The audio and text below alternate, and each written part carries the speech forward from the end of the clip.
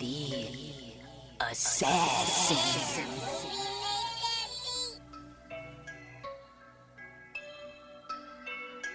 You know I break necks, call me Jack Tate. I have no regrets while your life is fading. I'm a crazy fuck equivalent to Satan. When I'm behind the mic, I feel like the greatest. You know I break necks, call me Jack Tate. I have no regrets while your life is fading. I'm a crazy fuck equivalent to Satan. When I'm behind the mic, I feel like the greatest. What up, y'all? You're listening to Sports Talk with Tropp, and I'm your host, Katie Tropp. Well, did you guys have a good Thanksgiving? I did, of course, because the Cowboys actually got a win. But I bet we all had a better Thanksgiving than Coach Matt Eberflus did of the Chicago Bears. Because, whoa. The two later games were exactly what we expected. But the first game of the day was a total what the hell moment. It actually turned out to be a pretty decent game in the end until the insane happened. So basically, you know, we come right at the gate. The Detroit Lions are completely dominating this game as they usually do and as we expected. But then all of a sudden, the Bears started to get it going offensively. They were able to start putting together some drives. They were able to start putting together some scores. And all of a sudden, they get within 3 points of the Detroit Lions. And they get a last-minute drive where they are able, they've got 2 timeouts. They've got plenty of time on the clock, and if they just get within field goal range, they could potentially tie this up and send it into overtime. So, you know, Chicago actually puts together this decent drive here at the end of the game, but then all of a sudden, with about 20, I think it was 23-ish seconds left to go, they've got a timeout. Chicago has a timeout, which is great for them. And it kind of looks like, you know, they get the first down here. But it just kind of looks like the entire offense is in disarray. So what the coach should do in that moment, like when it's like 21 seconds, 20 seconds, once it gets to about that time, you need to call the timeout. It doesn't matter what happens here. You just need to call the timeout because you could just tell the offense was in complete and utter disarray. They had no idea what was going on. And obviously they didn't because that's how this game ended. So Chicago's just like scrambling around on offense. They're getting set. And all of a sudden, by the time they snap the ball, there's only like 6 seconds left on the clock, meaning they're not going to get in field goal range. And they don't. Basically, what happens is Caleb Williams just tosses up a prayer, and it goes nowhere. And the Bears aren't even able to get the field goal off, let alone get in field goal. It was the craziest sequence of events I've ever seen in my entire life. One thing that was nice to see about it is as a Dallas Cowboys fan, it's nice to see that we're not the only team that shits the bed in those situations. But it was crazy to watch because even Tony Romo's like, so are they calling a timeout at some point here? And it just was like, whoa, how did that happen? And so Matt Eberflus, the coach, was already on the hot seat at this point. I mean, they just fired their offensive coordinator a couple weeks ago, which was kind of like a last-ditch effort here for him to save his job. And then after that horrible sequence of events and that horrible clock management, and then he even defended it and doubled down this morning in his press conference when they asked about it, and he was then promptly fired.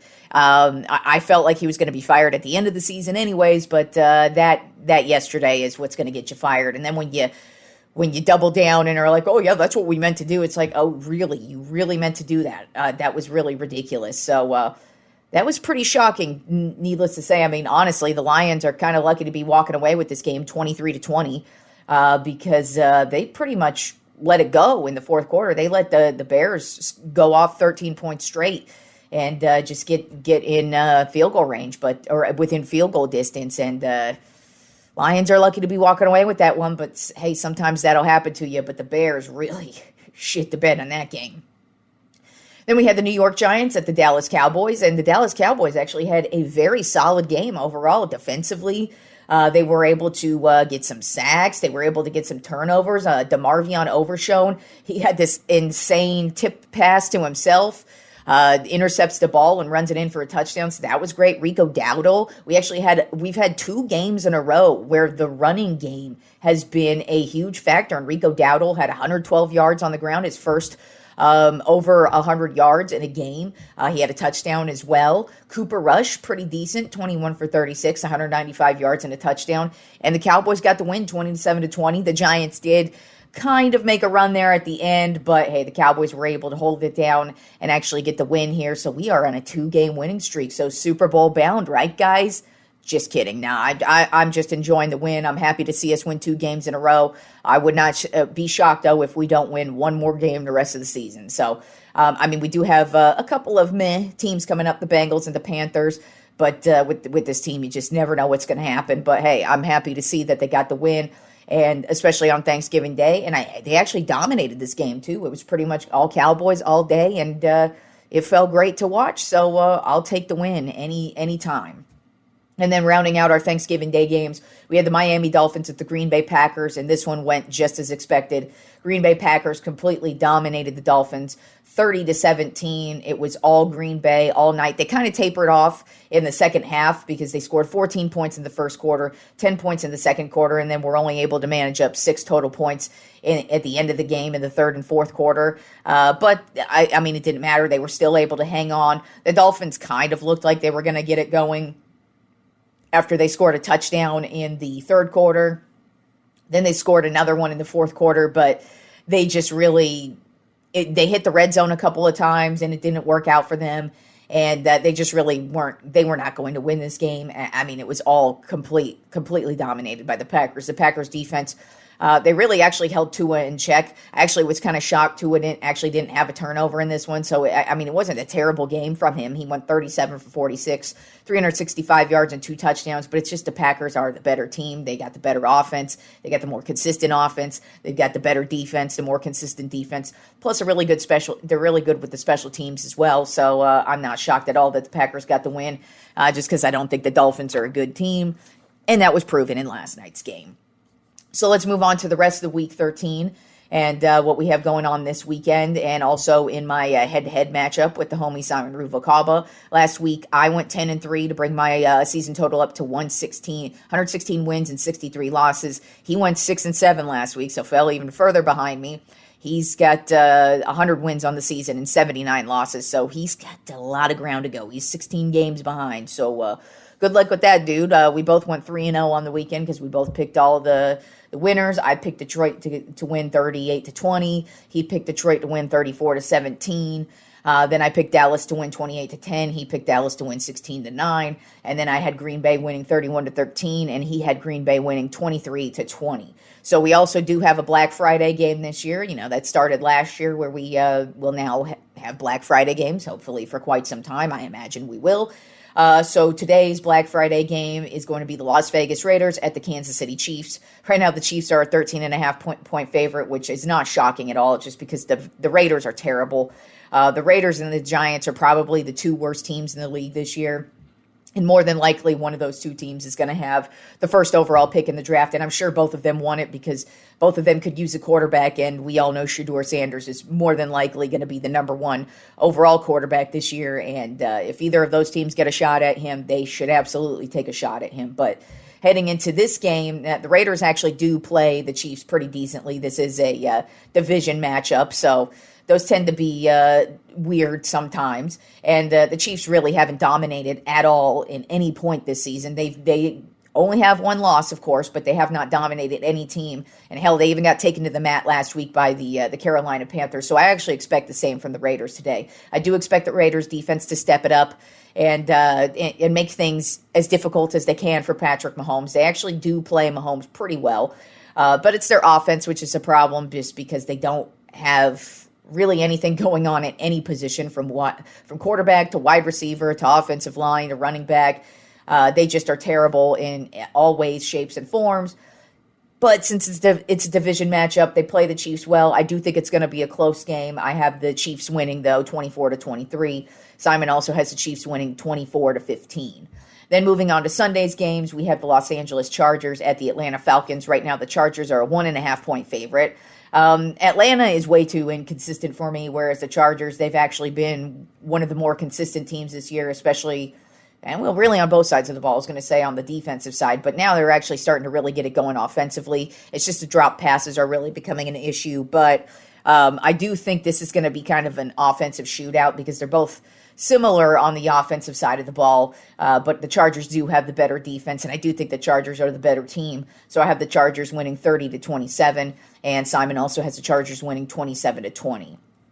Then we have the Pittsburgh Steelers at the Cincinnati Bengals. Right now the Bengals are a 2.5-point favorite, and the Bengals, they've been an extreme disappointment this year. I mean, offensively they're really good, but defensively it's been shaky, and they just really haven't been able to get any consistency going at any point in the season, whereas the Pittsburgh Steelers have been exceptionally consistent on defense, but offensively there's been huge issues. Since this is a division battle, I do expect this to be a good game. I expect it to actually be pretty back and forth for the most part, but the Bengals, I think they still have some fight in them. This is always a big game for them against the Steelers. And like I said, the Steelers are just not that good offensively, and I just think the Bengals are going to get the better of the Steelers in this matchup, 24-20. And this is a disagreement between Simon and I this week. He's got the Steelers winning this one, 27-23. Then we have the Arizona Cardinals at the Minnesota Vikings. Right now, the Vikings are a 3.5-point favorite. To me, the Cardinals are just way too inconsistent. They're good on the offensive side of the ball, but then they also have their issues. And who knows? You know, Kyler Murray. He got the shit beat out of him last week, so who knows if those injuries, it looked like kind of like an oblique or rib area injury, so who knows if that's going to be an issue for him this week. But now he has the Minnesota Vikings defense coming at him, and that I think is just going to be a huge problem for the Arizona Cardinals. And then to top it off, the Vikings offense is just really good. And the Arizona Cardinals defense is just not good at all. So I kind of feel like Sam Darnold's going to have a field day, just throwing the ball to anybody out there. I mean, not only just Justin Jefferson, but they've got a ton of receivers plus Aaron Jones in the backfield. You know, they've got Jordan Addison who's had a huge couple of games these last couple of weeks, and I just think they're going to dominate the Cardinals 28-17. And Simon also has the Vikings winning this one 20-17. Then we have the Indianapolis Colts at the New England Patriots. Right now, the Colts are a 2.5-point favorite. The Patriots are just another terrible-ass team. They have some spark on offense, but overall, they're just really bad, and they haven't been able to get anything going consistently at all either. But the Colts, not that much better. I would say they're just, you know, the Patriots are on a scale from 1 to 5, the Patriots are probably a 1. And the Colts are probably a 2. So they're like barely above them. But I just think they're better on the defensive side of the ball and on the offensive side of the ball. And I just don't really see anything from the New England Patriots. So I've got the Colts winning this one 20-14. And Simon also has the Colts winning this one 20-12. Then we have the Seattle Seahawks at the New York Jets. Right now, the Seahawks are a 1.5-point favorite. I've pretty much given up on the Jets. I'm doing my best not to take them. And this matchup, it was hard not to take them because I wouldn't be shocked if they won this one because Seattle's way too inconsistent. But I actually think Seattle's the better team. They've been playing better football, and they actually have a lot on the line. The Seahawks are actually still in playoff contention and still have a shot at winning their division. Whereas the Jets, they are playing for God knows what. This team couldn't blow up quicker. This team's probably packed up and headed on vacation for the most part. So I've got Seattle winning a close one, 21-20. And Simon actually has the Jets in this one, 24-20. Then we have the Tennessee Titans at the Washington Commanders. Right now, the Commanders are a 5.5-point favorite. Tennessee is also another one of those just terrible-ass teams. They do get sparks every once in a while, but Washington is coming off of a huge losing streak right now, and they really could use a win, and I feel like they are about to get that win just because the Titans are not a good team, not consistent at all. Yes, they did get a win over the Texans last week, but that is a division rival, so I always view division matchups a lot more different than these other ones, and, you know, Washington to me is a much better team, but I'm not shocked at all that they started to crumble the second half of the season because that is actually what Dan Quinn teams tend to do, even when he's a defensive coordinator. When he was the Cowboys defensive coordinator, they would always fall apart the second half of the season. And so I'm not shocked that this is what's happening to the Commanders right now. Also, too, they were going to have their growing pains at some point. And, Jaden Daniels, he is still a rookie. But I do think they're going to play well in this one. And I have Washington winning 23-16. Simon also has Washington winning 24-16. Then we have the Houston Texans at the Jacksonville Jaguars. Right now, the Texans are a 5.5-point favorite. And Jacksonville, hey, they're getting Trevor Lawrence back this week. or at least they're supposed to. And who cares, because it doesn't matter. The Jaguars are another terrible-ass team. But Houston, they're coming into this one off of a loss to the Titans, nonetheless. And so this is yet another division rival. So it might end up being an okay game. But to me, the Jaguars are completely out of it, and I don't really know what they have to play for other than pride, and I don't even think they have pride at this point. Whereas the Texans, they really need a win. They need to get it right offensively, and I kind of feel like this is a team you could do it against. And so I have Houston winning 28-17. Simon also has Houston winning 19-7. Then we have the Los Angeles Rams at the New Orleans Saints. Right now, the Rams are a 2.5-point favorite. I feel like both of these teams are kind of in the same position. They've had to battle through a lot of injuries. Offensively, they're able to really get it going at times, but then they also have their just terrible games. So this could actually end up being a pretty decent game. I feel like it's going to start out as a shootout between Carr and Stafford. But then towards the end, I kind of feel like the Rams are just going to pull away. I think the Rams are the better team. I feel like they're actually probably going to get stronger towards the end of the season. They're also a team that has playoffs on the line, whereas the Saints, they've just been way too inconsistent for me. And while the Rams aren't that consistent either, I just think they're a better team. So I have the Rams winning 31-21, and this is another disagreement between Simon and I. He has the Saints winning this one 28-24. Then we have the Tampa Bay Buccaneers at the Carolina Panthers. Right now, the Buccaneers are a 6.5-point favorite. I just think Carolina, they've had their moments. They definitely know how to battle in every game. They really don't give up. They actually play pretty well. It's just they just can't keep it going for all 4 quarters. They either start getting their asses beat in the first half, and then they have to play catch up, and it's too late in the end like it was last week. Or there are other times where they might start out pretty well, but then taper off as the game wears on. And I kind of think that's what's going to happen in this one. Tampa Bay has been really good offensively, and they seem to get better each and every week. They did get Mike Evans back as well, so that's definitely helpful. And Baker Mayfield's just been having a fantastic year as well. I think the Buccaneers are the better team, so I've got the Buccaneers winning this one 27-20. And this is another disagreement between Simon and I. He is going with his Carolina Panthers this week 23-20.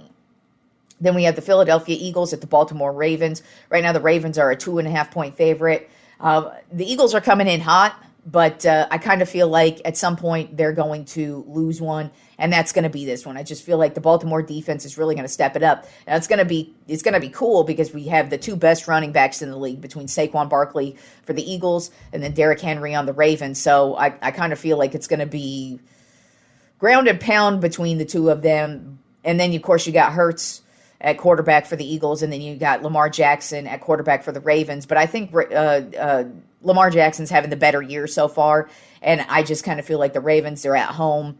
I feel like they're just ready to keep on winning because they definitely have to hopefully win this division, and they need to keep getting wins in order to catch up to the Steelers. And the Steelers need to lose, so that's the only way that they could keep it going. But I feel like the Ravens, they got a nice win against the Chargers last week. And the Eagles, they're coming in hot, but I feel like at some point it's going to stop. And I do think the Ravens actually are the better team. Like I've mentioned about the Eagles, it's Saquon Barkley, and then everybody else on the offense. There's just a lot of question marks for me. So I've got the Ravens winning this one 31-21. And Simon also has the Ravens winning this one 31-28. And then the Sunday Night Football matchup is the San Francisco 49ers at the Buffalo Bills. Right now, the Bills are a 6.5-point favorite. No idea if Brock Purdy's going to play in this one. His status is still up in the air. But honestly, I don't think it matters. I don't think the Niners are a good team at all, even though they're still in playoff contention because their division is so close and so bad right now. I think they're going to keep falling back each and every week, especially because they're playing teams like Buffalo. It's supposed to be a very snowy game as well. It's looking like they're going to have a couple of feet of snow building up over these next couple of days. So it's just going to be one of those typical Buffalo games, and they're always prepared for it. And actually, the Niners tend to play pretty well in the snow. They've won a couple of games in Green Bay over the years, and they've been snowy games. But I just kind of feel like the Buffalo Bills are the better team. They're the more consistent team. The Niners just haven't been able to get anything going. They've looked pretty bad all season, and they just keep getting worse each and every week. The injuries keep piling up each and every week. So I actually have the Buffalo Bills dominating this one 27-10. And Simon also has the Bills winning this one 23-17. Moving on to the NBA Cup. And we actually have a couple of teams that have actually won their groups already. So they've won their group, but the rest of the teams are still in contention for the potential wild card team spot. So let's see where we are in the Eastern Conference, Group A. Right now, Orlando's leading the pack 2-0, with the New York Knicks right behind them at 2-0. Then the Philadelphia 76ers at 1-2, Brooklyn Nets at 1-2, and the Charlotte Hornets at 0-2. Then Eastern Conference Group B, we have the Milwaukee Bucks 3-0, and they're actually on a pretty decent winning streak right now. You know, they started off the season terrible, but now they're really starting to get it going, and this is the Eastern Conference. So the Bucks can easily, if they just get going on a winning streak, they're right back in the thick of things. And of course, they've got Giannis. So in my opinion, you cannot count out a team with Giannis Antetokounmpo on it. But then right behind them, the Detroit Pistons at 2-0, then the Miami Heat at 1-2. The Toronto Raptors at 0-2, and the Indiana Pacers at 0-2. And then Eastern Conference Group C, we have the Chicago Bulls leading the pack at 2-1, the Atlanta Hawks at 2-1, the Boston Celtics at 2-1, the Cleveland Cavaliers at 2-1, and the Washington Wizards at 0-3. Then Western Conference Group A has been won by the Houston Rockets. They swept this shit 3-0, so they've already won Group A. The rest of the teams behind them are just trying to win the wild card spot. So we've got the Clippers at 1-1, the Portland Trail Blazers at 1-1, the Minnesota Timberwolves at 1-2, and the Sacramento Kings at 0-2. Then Western Conference Group B, we have the Phoenix Suns leading the pack right now at 2-1, the Los Angeles Lakers at 2-1, then the San Antonio Spurs at 2-1, then the Oklahoma City Thunder at 1-1, and the Utah Jazz at 0-3. And then Western Conference Group C has officially been won by the Golden State Warriors. They clean swept through there, 3-0. And then the rest of these teams are actually just trying to get that wild card spot. So we've got the Dallas Mavericks at 2-1, the New Orleans Pelicans at 1-2, the Denver Nuggets at 1-2, and the Memphis Grizzlies at 0-2. So that is how the NBA Cup is looking right now.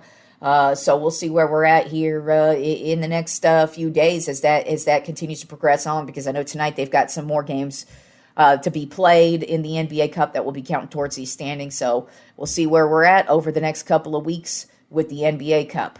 All right, y'all, enjoy the weekend of sports, and I will talk to you fools on Monday.